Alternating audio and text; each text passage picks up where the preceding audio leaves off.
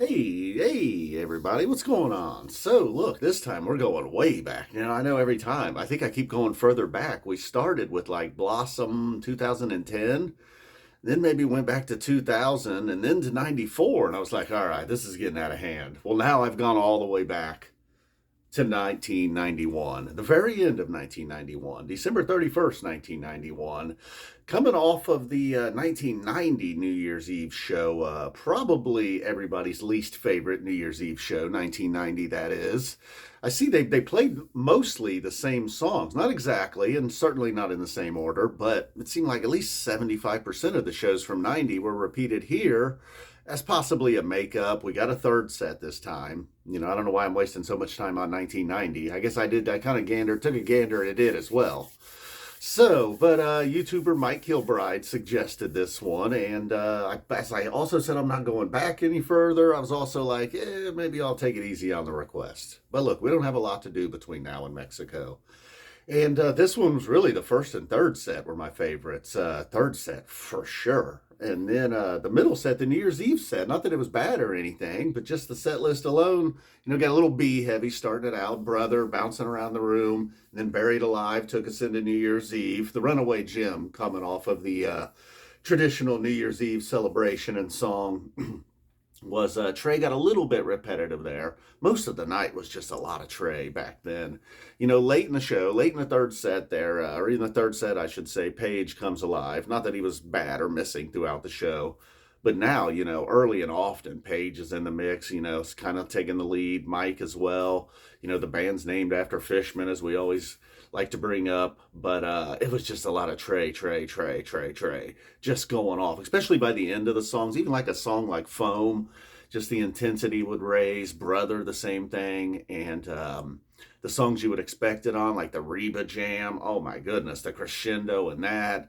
The Stash, he was kind of like, had this climbing sound and then drop and then climb and then drop. He got, again, that was a little bit repetitive, but it was just stellar. The Mike song is where Paige really started to kick off. And then there was another, the Tweezer. Again, there may be not a ton of improv in this show, but just really tight from how many shows they were playing back then, starting in like 88 all the way up through now. 91 being now, the end of 91. Oh, they dedicated Divided Sky for a fan, Chris, who apparently was in a car wreck and recovered enough to get to the show. The Llama. That was one, I'm glad I didn't skip Llama. That's one that sometimes I would have skipped, and I stayed tuned in for this one. Almost on accident because the cat was harassing me, but man, again, Trey, just a complete smoke show. And there's some, they had the final part in Lizards completely nailed,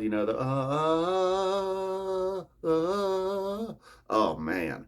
Oh, that was kind of like with the crescendo and Reba, those two in the same night, along with just some, just some furious rock and roll from Trey. Almost solos, the band's still there and they're still playing, doing their part for sure. And then, see, did I write any other little notes down here? Yeah, my sweet one. I've been listening to some big ball jams. I fully expected a big ball jam. Oh, yeah, they're in the second set, as everything was just complete fire all night from Trey. The songs, especially the ones you would expect. Antelope was a little bit tame on this night. Just a very okay Antelope. I thought, the last few minutes of this, we are just going to burn this sucker down. But no, that is not really what happened. And you also got good songs like Gula Papyrus and Esther that we don't get a lot. Weekapog, obviously, with the mics. What was the encore here? Lawn Boy, Rocky Top, Tweezer Reprise.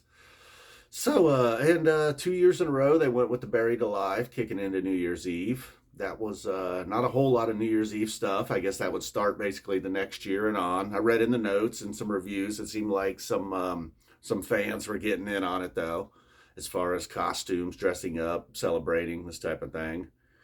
But the Runaway Jim, the Divided Sky, the Reba, Lizards, Foam, so many highlights. The mics, Tweezer for sure. Really the third set. If you don't have as, I don't know if you go to the gym, if you run, you got a long commute.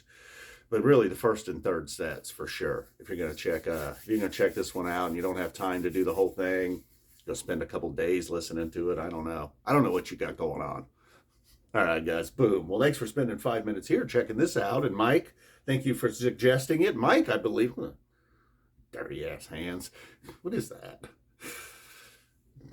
Probably from his cat's ass. Uh-oh, got my cat's butthole into the video again. Yes. And then, yeah, Mike, longtime YouTuber. I believe, Mike, you've been a fan of this channel for a long time. So I'm glad you've been sticking around.